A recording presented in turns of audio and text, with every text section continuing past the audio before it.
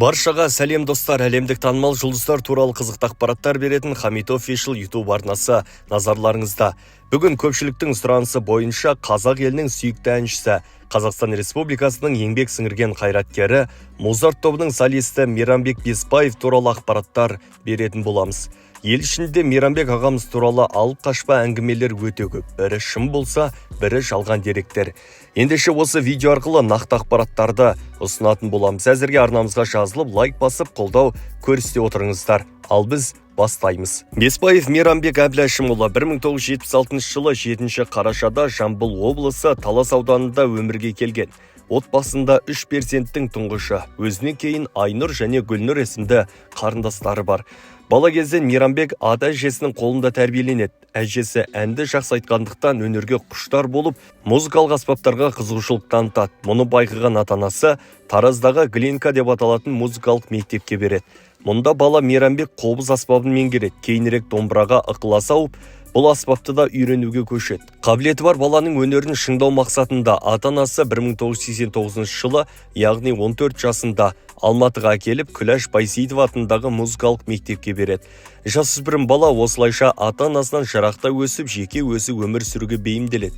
Бірде байқауға қатысып жатқан Мейрамбектің дауысын естіп, Қаздар алқасында отырған Алтынбек Қоразбаев тәнті болады. Көп замай Мейрамбекті өзіне шәкірт қылып, ән айтудың қыр-сырын үйрете бастайды. Ал Бозторғай әнін орындайтын кезде Алматыдағы балалар үйіне апарып, ата-анасыз өсіп жатқан ұл-қыздардың хал жағдайын көрсетеді. Мұны көрген Мейрамбек іштей ойға батып, Бозторғай әнінің мән мағынасына терең үңіледі. Осылайша Алтынбек Қоразбаевтың шәкірті ретінде жаңа қырларын аша бастайды.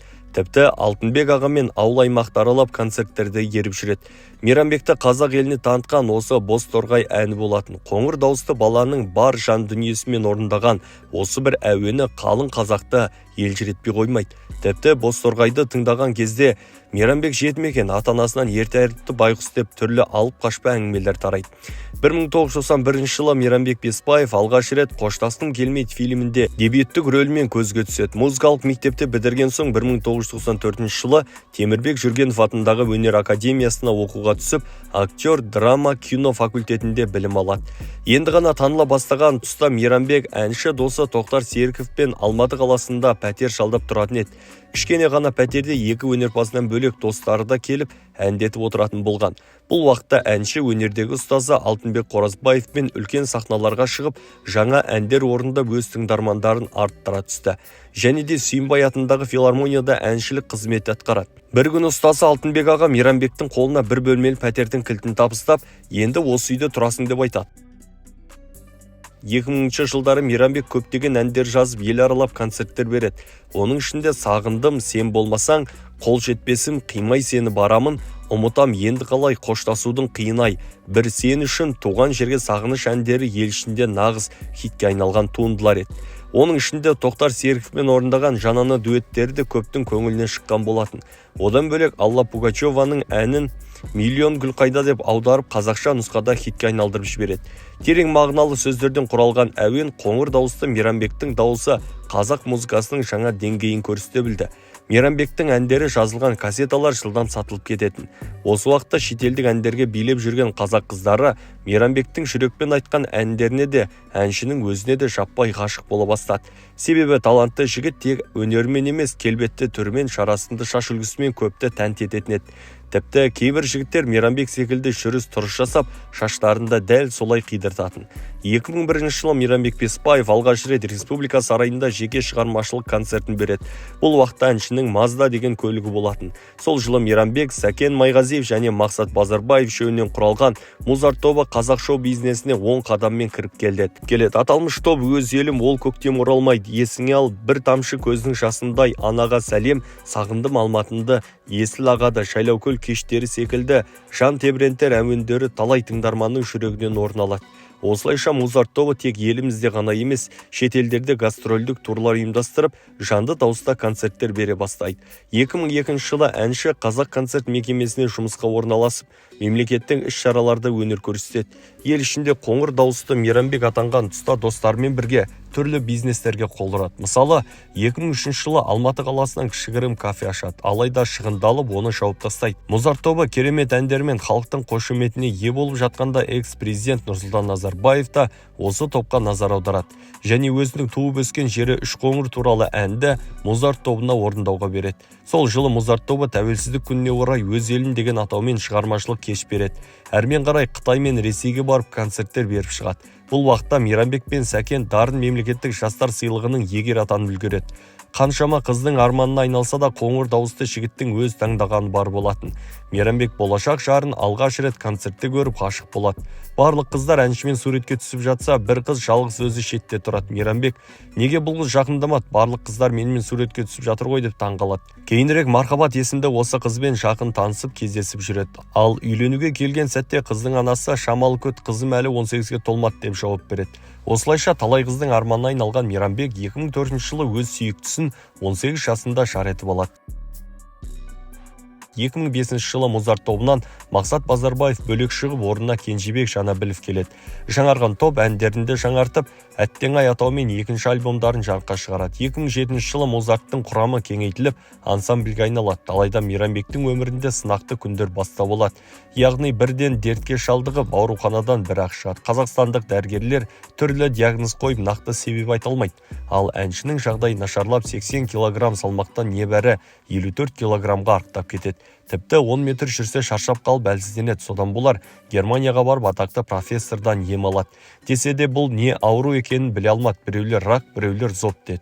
Ал ұстаз Алтынбек Қоразбаев Мейрамбекті қыздар қатты жақсы көрді. Солардың қарғысы не көзі тиді деп ел ішіндегі молда бақсыларға оқытуға жібереді. Ауырып жүрген кезде де Музарт тобымен концерттерге шығып жүрген әншіні қарапайым халық бұл Мейрамбек емес, ол ауырып жатыр, басқа біреуді алып келгенсіңдер деп сенбей қойған кездерде болған. Кейінірек барша халық Мейрамбекке қолдау көрсетіп жазылып кетті. Алла шипасын берсін деп жылы лебіздерін білдіреді. Көп замай әнші қасиетті Меккеге барып, құлшылық жасап 5 парыздың бірін өтіп келеді. Әуелі жаратқанның, сосын елдің ақ тілегі болса керек, әнші жігіт дертінен айығып толық жазылып шығады. Осылайша үлкен сахнаға қайта оралып, жаңа әндермен халық қошеметіне ие болады. 2010 жылы Мейрамбек Беспаев продюсер Баян Мақсатқызы түсірген «Ғашық жүрек» киносында басты рөлді сомдайды. Фильм өте сәтті шығып, қомақты табысап келеді. Содан болса керек, екінші бөлімі де жарық көреді. Мейрамбек осы киноға арнап «Кінәлама» әнін саундтрек етіп шығарады. Бұл уақытта әнші өзінің жанында тарту тобын алып жүреді. Әсіресе осы топтағы Райым Уайс есімді талантты жігітпен бірге «Ерке нәзігім» деген әнді жарыққа шығарады. Бұл ән де өз тыңдарманын тапқан туынды. 2012 жылы әнші 2 жылды жобасына қатысып, Сәуле Рахмедовамен бірге түрлі образда шығып керемет әндер орындайды.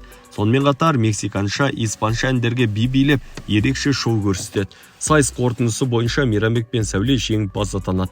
Сол жылы әнші Қазақстанның еңбек сіңірген қайраткері атағына ие болады. 2013 жылы Музарт тобы ел аралап жаңа концерттер береді. Топтағы 3 әнші де жеке өздері әндер жазып, өнерін көрсетіп жүреді. 2014 жылы әнші Мейрамбек Беспаев Құсқанат ғұмыр атауымен жеке шығармашылық концертін береді. Әнші осы кеште қазақтың қара домбырасы мен әуезді әндерін орындап халықта тебірентіп тастайды. Ал Тоқтар Серіков, Жанар Айжанова, Мөлдір Әуелбекова, Музарт тобы және ұстазы Алтынбек Қоразбаевпен де дуэттер орындайды. 2015 жылы әншінің Дүние жалған, Сүйіктім, Өмір өтті, Сен үшін жаралғандаймын әндері бірден хитке айнала кетті. Сол жылы әншінің Абухайыр есімді атұстар ұлы өмірге келеді. 2016 жылы әнші Евразия ұлттық университетіне магистратураға оқуға түседі. Сол жылы ұлттық арна қолға алған Музарт Лайв жобасында қазылық етіп, талантты жігіттерді іріктеп алады. Көп замай әнші Қайрат Нұртаспен бірге Махаббат деген әніне бейнебаян түсіреді. Осы бейнебаян түскен жерде Мейрамбек Жұлдыз ТВ телеарнасына сұхбат беріп, іштегі біраз реніштерімен бөліседі. Яғни Гакку арнасының бағыты дұрыс емес, Баян Есентаеваның кітабы мен үшін қызық емес деп және 91 тобымен МС Сайлаубекті қатты сынап тастайды. Сол жылы әнші 40 жасқа толып өнердегі әрі өмірдегі достарымен дүркіретіп атап өтеді. Ал Мейрамбектің бұрынғы продюсері Жанна Абуова «Ұят емес» бағдарламасына сұхбат беріп, танымал өнер адамның тоқалы болдым. Қазір Иманәлі деген ұлымыз бар. Біздің некеміз қиылған, алайда ол жігіттің бірінші отбасы болғандықтан біз бірге емеспіз деп сұхбат береді. Көпшілік бұл әңгімені Мейрамбек Беспаев туралы деп ойлайды, алайда әнші бұл туралы ешқандай сұхбатта айтпаған. Демек жай болжам болуы да мүмкін. Бұл уақытта әнші көптеген жобаларға қазылық етті. Соның бірі 2017 жылы өткен жұлдызды жекпе-жек жобасы болды. Сол жылы әнші шығармашылық жолына 30 жыл толуына орай елге сәлем атаумен тағы да жеке шығармашылық концертін береді.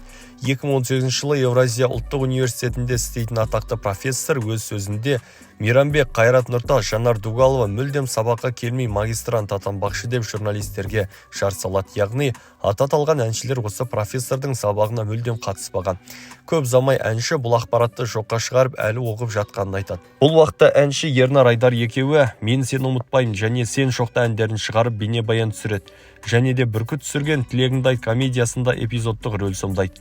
2019 жылы әнші сол кездегі Алматы қаласының әкімі Бақытжан Сағынтаевтың мәдениет саласы бойынша штаттан тыс кеңесшісі болып сайланады. Бұл қызметке келген тұста Алматының мәдени өмірінен бірқатар кемшіліктерді әлеуметтік желі арқылы жазып отырады. Сол жылы әнші Тұрсынбек Қабатовтың жобасы КТА-ға барып арнайы қазылық етеді. Алайда жастардың әзіліне мүлдем күле алмайды. Және мұны сол жерде әзілдер ұнамады, күле алмадым деп нақты айтып тастайды. Көп замай Ғазизхан Шекербековтың "Достарға" деген авторлық әнін екеуі дуэт ретінде орындап, Той Думан арнасынан бейнебаянмен бірге радацияға береді. 2020 жылдың басында еліміздегі өнер өкілдерінің ұсынысымен Мейрамбек Беспаев Қазақстан орындаушыларының құқықтарын басқару жөніндегі қоғамның төрағасы болып тағайындалады. Мұны әнші әлеуметтік желі арқылы жариялап, қоғамдық ұйымның жағдайы нашар, қаражат жоқ деп мұңын шағады. Оны оқыған қарапайым халық: "Кеше 5 бала өртеніп кеткенде үндемедің, ұшақ құлағанда да үндемедің, енді 5 тиын сұрап жылайсың" деп негативті пікірлер жазып тастайды. 2 айдан соң пандемия басталған тұста Мейрамбекте шығармашылық процесс уақытша тоқтайды. Жеке өзі және Музартпен жазған әндері радио телеарналардан кетіп жатады. Алайда концерт беруге тыйым салынған еді. Оның үстіне Сәкен Майғазиев Шымкенттегі мәдениет саласына басшылыққа кетіп қалады. Тек онлайн концерттерге рұқсат етіліп, шектеулерге тап болады. 2021 жылы әнші коронавируспен ауырып, Алматыдағы нөмірі 7 ауруханаға жеткізіледі. Біршама уақыт ем алып, қайтадан жұмысына оралады. 2022 жылы Хабар арнасының тапсырысы бойынша кавер-шоу жобасы бастау алады. Бұл жобада Мейрамбек Қазылар алқасының төрағасы болады. Жобада қаншама өндір жаңаша өңделіп, кавер нұсқада талай әншінің жұлдызын шығады. Ал шығармашылығында халық әні 2 жиренді жаңа нұсқада шығарады. Бұл ән ұлттық арна таспалаған ұлт ұстазы Ахмет Байтұрсынұлы туралы түсірілген фильмге саундтрек болады. Сол жылы Ғазизхан екеуі Қазақстан бойынша концерттер беріп елмен қауышады. Тіпті бұл гастрольдік турмен Америкаға да барып мұхиттың арғы бетіндегі қазақ бауырларға концерт қояды. Дегенмен Америкадағы бір штатқа белгісіз себептермен 2 әнші де бармай қалады. Ал әлеуметтік желіде Америкадағы қазақтар "Неге келмедіңіздер, біз билет алып күтіп отырдық, бұл менсінбеушілік" деп өз реніштерін білдіреді. 2023 жылдың жаз айында Әбдіжаппар Әлқожаның ұсынысымен шетелде демалып қайтады. Яғни Әбдіжаппар ашқан туристік фирманы жарнамалап, өнер жұлдыздарымен саяхаттайды. Ал 1 айдан соң Алматыдағы саябақтардың бірінде домбыра күніне орай ұйымдастырылған пранкке қатысады. Яғни жұпыны киінген Мейрамбек саябақтағы жігіттердің домбырасын алып өз шеберлігімен керемет күй тартып береді. Оны көрген халық қошемет тұрып алғысын білдіреді. Әнші бетіндегі сақал мұртты алған кезде халық Мейрамбекті көріп таңғалады. Осылайша әнші ағамыз домбыра күніне орай өтетін іс-шараға барша қазақстандықтарды, алматылықтарды шақырады. Осы жылы әншінің "Сағынып үлгердім сені" біздің ауыл әндері өнерпаздың ютубтағы ресми арнасында жарық көреді. Одан бөлек Асылбек Еңсепов екеуі 7-8 деген күйді керемет орындап шығады. Бұл музыканың клипін Қыран Талапбек түсірген. Әнші домбыра күнінен бөлек Алматы кавер-шоу фестивалінде Музарт тобымен бірге өнер көрсетеді. Қазір Мейрамбек Беспаев жаңа әндер жазып шығармашылығын жалғастыруда. Сонымен қатар Мәкең Аспан FM деген радио ашып жатыр. Жуырда қазақ музыкаларын осы радиодан тыңдай аламыз. Мейрамбек Беспаев отбасымен Алматы қаласында тұрады. Өзі шығармашылықпен айналысып жүрсе, әйелі Мархабат бизнеске ден қойған. Яғни үйге интерьер жасаумен айналысуда. Олардың Кәусар деген қыздары және Абухайыр деген ұлдары бар. Олар отбасы болып көптеген мемлекеттерде саяхаттап қайтады. Биыл Музарт тобымен бірге Backstreet Boys'тың концертін көріп қайтты. Мейрамбектің хоббиі кептер асырау. Бала кезінен кептерлерге қатты қызығады. Ал қазір концертпен кетіп қалса қатты сағынады екен. Ал екінші хоббиі футбол ойнау.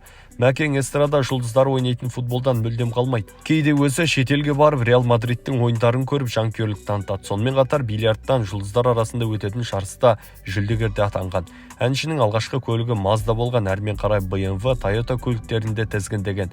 Ал қазір көлікке көп отыра бермейді. Мейрамбектің жеке шығармашылық концертін өткізу құны $8,000 басталады.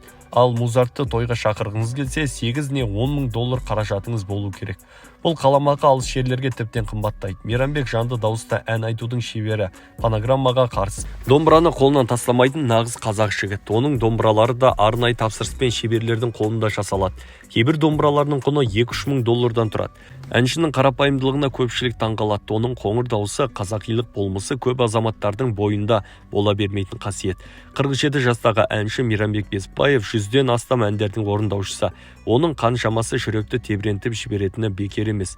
Айтпақшы, осы жылы қараша айының 17-ші жұлдызында өзінің туған елі Тараз қаласында аламан көкпар беруді жоспарлап отыр. Ендеше жаным қазақ деген барша жанды дүбірлі тойда күтеміз. Достар, егер ақпаратымыз ұнаса, еңбегімізді бағалап лайк басып арнаға жазыла кетіңіздер. Алдағы уақытта қай өнер жұлдыздар туралы ақпарат күтесіздер, төмендегі пікір бөліміне жаза кетсеңіздер болады. Ақпаратты дайындаған Хамит, келесі кездескенше аман сау болыңыздар.